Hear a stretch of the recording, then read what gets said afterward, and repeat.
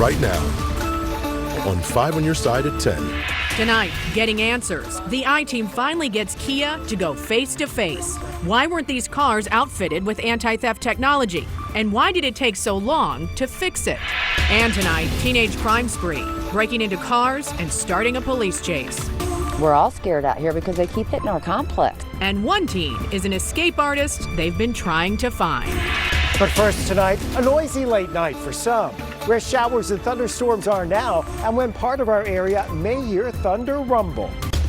It is dry in downtown St. Louis right now. That is about to change. Good evening. Thank you for being with us. I'm Ann Allred. And I'm Mike Bush. Let's get straight over to Weather First Chief Meteorologist Scott Cottle, who's tracking the timing of overnight storms. And the timing on that pushes it really towards 2, 3, 4 o'clock in the morning as we're watching what's down in Arkansas right now. But around the St. Louis area, temperatures cooler today. We've been tracking a couple of lighter showers down to our south, more on the order of just sprinkles here, and they're racing off towards the east and northeast, so over by Salem, Nashville, Illinois. But then you go farther south and we find our strong thunderstorms across parts of Oklahoma trying to push into southwest Missouri.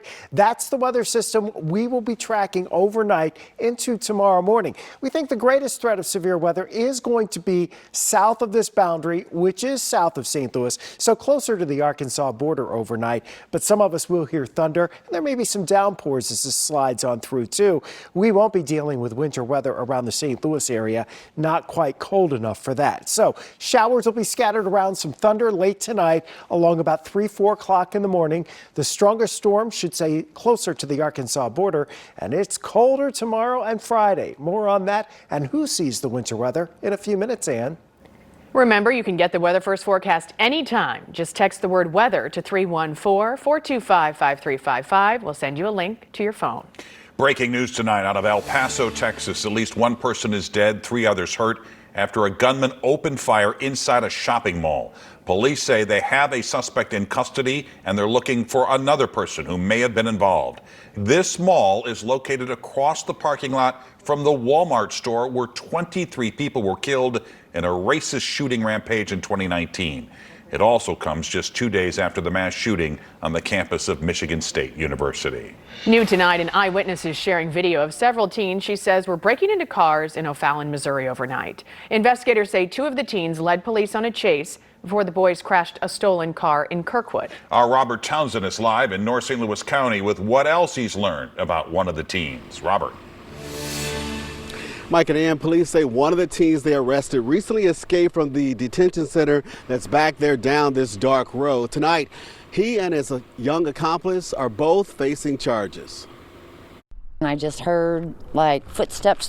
A startled Dia West Hughes then stepped out onto her deck. And I saw a bunch of what looked like kids to me. Kids, police say, were up to nothing good shortly after 1 a.m. Wednesday. West Hughes called 911, whipped out her cell phone, and recorded what she says were 3 teens trying to break into cars at her apartment complex in O'Fallon, Missouri. I only saw them actually get into one right there, but they were trying every single car. She says the young would-be car thieves targeted the rear section of the complex that's off Southern Side Lane. I'm absolutely shocked. Like on one of the videos, it literally looks like he's maybe 10 or 12, you know? I mean, that young. He just looks like a baby. She says when the teens saw flashing lights from police cars, the 3 ran. There, the cops were already pulling up, and they started their chase. Police say the teens sped off in a Kia Forte stolen from St. Louis County. Officers chased them. Investigators say the pursuit finally ended at I-270 and Big Bend in Kirkwood, but only after the car went airborne, hit several curbs, and crashed into 2 power poles. Scary. Almost all of them, it seems like, are juveniles. Police say the 2 16-year-olds tried to keep running but were arrested. They tell us one of the boys escaped from the Division of Youth Services facility in North St. Louis County a few days ago. So I just hope to God somehow this is like a learning experience for them. Police tell us the two teens were taken to a hospital for treatment. Now, I reached out to this state-run detention center for their reaction. So far, I've not heard from them. We're live in North County. Robert Townsend, 5 on your side. Tonight, a suspect in an attempted carjacking is dead. St. Louis police say he was shot and killed by the intended victim. The shooting happened early this morning north of downtown at the Zoom convenience store on North Tucker. According to investigators, they recovered a gun from both the victim and the suspect. He has not been identified. To help protect customers, police are now posting flyers with safety advice at gas pumps. We ask that everyone be mindful of their surroundings, take their key fobs with them while they're at the gas stations, because there has been somewhat of a spike in these type of incidents at gas stations citywide. Police are also utilizing extra eyes. Mobile security cameras and canine units are posted at gas stations across the city. Tonight, for the first time, Kia is answering questions about the soaring theft of its cars. Since last summer, our I-Team has been covering the crime spree that's left thousands of drivers without their vehicles. Tonight, in a 5 on Your Side exclusive, our Christine Byers asks if the company is doing enough. It's been going on for more than a year. That theft is connected to the rash of Kia and Hyundai thefts by a group called the Kia Boys. Thieves showing how easy it is to steal some Kias on social media. Now the automaker has announced a free fix for drivers whose cars have become sitting ducks. Why did it take so long? We're talking about a large collection of vehicles that use different software systems, that use different technology, use different vendors and suppliers. Kia spokesman James Bell says about 4 million vehicles were built without engine immobilizers between 2011 and 2021. Cars that have them won't start without reading a computer chip in the key.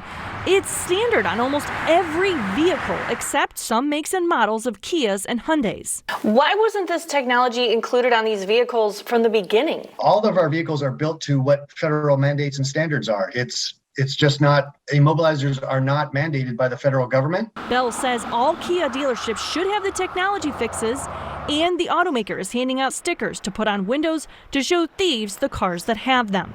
Millions of Hyundais are also affected by the technology gap, and that automaker is also rolling out free engine immobilizers.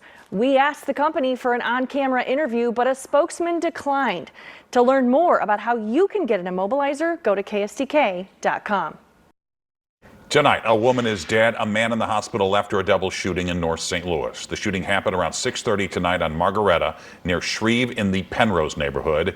We talked with police about 20 minutes ago. They did not have an update yet on the man's condition and no word yet on what led to that shooting.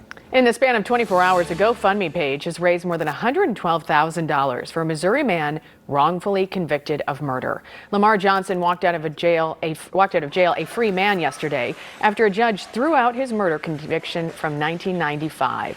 The Missouri Innocence Project set up the fundraiser because Johnson will not receive any compensation from the state. We have a link at KSTK.com. The St. Louis County Library System is gearing up for a Black History Month event that will feature a former inmate turned author. Yeah, Bobby Bostic was released from prison 3 months ago. As Brett Solomon explains, his story inspired library staff when he took the initiative to reach out to them while he was still behind bars.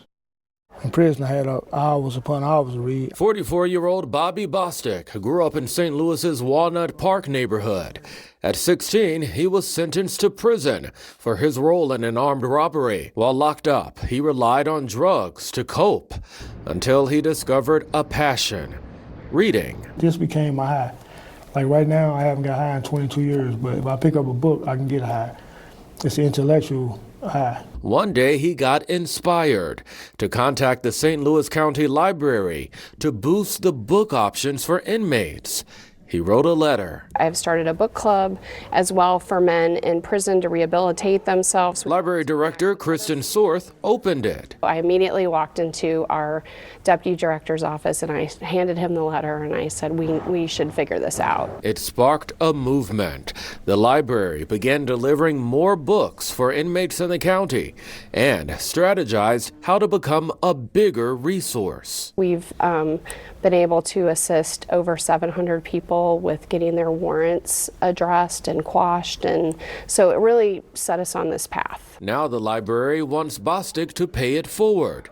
He will serve as a Black History Month panelist later this month, highlighting his work as an author. He hopes he can inspire those the same age as he was when he made bad decisions. It ain't worth stealing cars, whatever you are doing, because all you gotta do is work, get a job.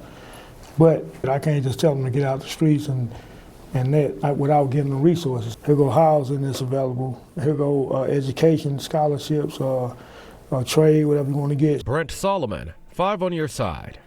Bostic's Black History Month presentation will happen at the County Library System's Florissant Valley branch on February 27th at 7 p.m. To learn more about Black history in America and here in St. Louis, and to learn about events happening around town this month, just text the word history to 314-425-5355 and join 5 on Your Side at the Missouri History Museum on February 23rd. Kelly Jackson and Brent Solomon, will host Race, Listen, Learn, Live. It's a panel discussion with local athletes, business professionals, and students. The free event starts at 5:30 for happy hour, followed by the panel at 6:30.